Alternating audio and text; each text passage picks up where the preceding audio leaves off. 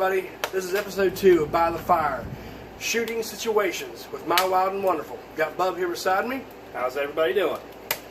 And we're going to talk about different situations between sighting in your rifle, target practicing, and being in the woods, and what makes the big difference.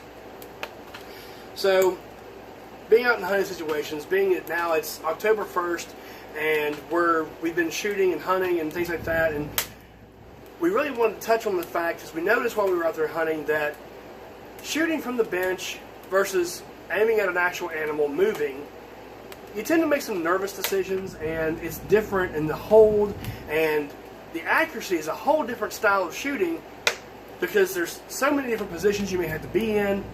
So we're going to elaborate because we actually took down some squirrels today. So we're going to let Bub, yes, he used the AR to shoot some squirrels because this thing's a tack driver. We'll cover that in another video eventually about how accurate we fine-tune this gun to be. So I'm going to turn it over to him about shooting the squirrels. Okay. So go ahead and elaborate on that for us. So it really doesn't take much to sight these things in. Usually probably about 10 rounds will do you. When you say so, maybe even less sometimes. Yeah, it depends on. It really depends on bore sighting and the ranges you use. We're talking about realistic ranges here. We're not shooting like 500 yards. Okay, we're shooting about 100 yards average. We will do some long range shooting later, but for right now, for all intents and purposes, sighting in, we start at 25 yards for. After we bore sight at 50, we'll put it on paper at 25, fine dial it, move it out to 50, and shoot. But as far as being able to take all the time you need to be able to just watch that black dot on a piece of paper that never moves, yeah. Are you more relaxed when you're sitting there trying to aim at that black dot? You're definitely more relaxed. Seeing today, first squirrel of the day, I'm like, oh, there it is. There it is. Your heart starts pumping really hard. Your arm starts shaking a little bit. You can't hold that steady. Okay. So you're in more of a hurried situation. So you got a squirrel that's running on that branch, and you're just trying to keep your bead on him. And that's the difference in what we're talking about here, guys. As far as hunting situation versus being able to sight in, anyone probably could shoot targets all day long and keep 1-inch groups. Oh yeah. Yeah. So this thing will shoot 1-inch groups all day long. Yeah, absolutely, and we've done it. We've proved it. But when you're in the field, imagine a deer. Imagine a big buck. Oh, yeah. Right? He's the biggest buck you've ever seen. Buck fever right there. Exactly. Oh. Yeah, you're trying to hold on that deer, and you may not wait for the perfect shot as far as broadside. You may want to take a quartering 2 shot where you may end up shooting a little bit too far back or making a mistake as far as where your bullet placement may be. And that's what this video is more about. We're talking about making better decisions and ethical shots while you're in the woods. That when the deer's standing out there and you just have to wait him out. You remember last year, you shot that buck up on the hill. Yep. You waited it out. I saw her on the other hill across the way, and she literally walked straight towards me. Exactly. And I literally had to wait at least 10 minutes to at least get a good shot on her. And she went behind a tree limb, and as soon as she popped out, perfect broadside shot. As soon as she popped out, bam. Exactly. And see, at the same time, he waited for the perfect shot. Okay, so this is where ethics comes into the hunting fold here.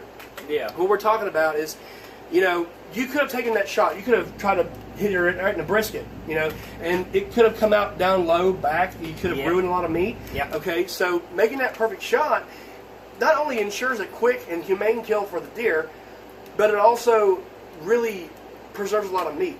Okay. Yeah. So that's what we're touching on here, guys. Is the types of accuracy and being patient. It's extremely important. How far did that deer even run when you had that shot? I think she ran about 60 yards. The shot itself was not very impressive.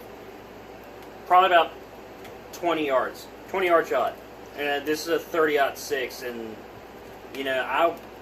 I'm not gonna lie. When I see a deer, I get excited. Exactly. Okay. So let's get into more of the tech tips here, as far as the types of ammunitions and the types of gear and the loadout that you use for deer hunting. He happened to bring his guns out. We sighted him in again because during October here in West Virginia, we actually will be having a 3-day doe season. So he brought his Seiko A7 out. Sako, actually. Yeah. Plenty of them's going to get me for that. So why don't you go ahead and grab the gun here and just run us through it real quick. All right, so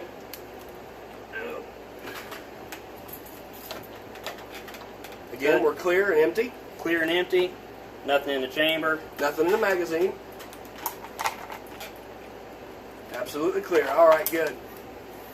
So this was passed down to me from my grandfather, Seiko A7 30-06. Mm-hmm. And I love that muzzle device. That is, I mean, it's an earth shaker. When that thing goes off, you don't want to be anywhere but directly behind it because that thing does. I mean, it puts out a shockwave. Yeah, it certainly does. But this is probably the softest shooting 30-06 I've ever had. Thanks to the muzzle brake. With that muzzle brake. But this thing, what would you say?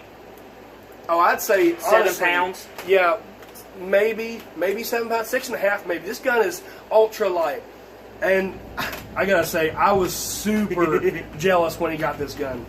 The 3-round magazine in it, Leupold 3-9 by 40, I do believe. Yeah, and it's Definitely well substantial. it's well within the limitations of the cartridge too. At 30-06, especially with modern loads and modern bullets, you can reach out there to even 500 yards on whitetail as long as you can do your part. So let's get a little bit from the actual gun and talk more about your ammunition. Well, I try to use Nosler 180 grain ballistic tips. Okay, Nosler 180 grain ballistic tips. Okay, so we're looking at a cartridge 180 grain. We're doing probably about 2650 with the. We've seen some exit wounds be just absolutely impressive. Softball, put your fist through it, which is a little bit much for me, honestly. But I mean, that's really when you hit a bone. yeah, he hit ribs. He hit ribs both entrance and exit. It just, wow, absolutely devastating. The deer didn't go, what, quite 10 yards on that shot, tops, and it was rolling down the hill. Yeah, so it wasn't it really is an effective combination and hit the target just as if it was your own heartbeat. That is the most specific way. It sounds kind of unsafe, but once you really get into shooting and do enough of the shooting with the gun, you'll understand what I mean. It becomes an extension of your body. So I think that pretty well wraps up this episode, doesn't it? Definitely. One thing I would like to say, in the future, we're going to have this AR-15, but with a different upper. Yeah, we're going 6.5 Grendel, aren't we?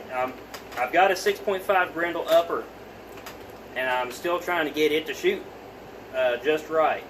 So we're probably going to make a video about that. Yeah. There's a lot of different avenues we're going to go there. So we're going to make an at-length, probably a 3-part series on new life for the 6.5. Yeah. We should probably make a heading for that, new life Definitely. for the 6.5. Okay, so we got it pretty well covered there? Yeah. All right, this is My Wild and Wonderful with Bub, and we're going to sign this one off, and we'll hope to see you guys. And since this is a firearm segment, keep me in the 10 ring. That's an old gym scouting thing. I guess most of you viewers probably are too young to even remember that. But have a good one, guys. Stay safe. Keep your sights on target and dirt in the background. Absolutely. I like that one. Hey, that's pretty good. Sights on target, dirt in the background. That's safe and accurate.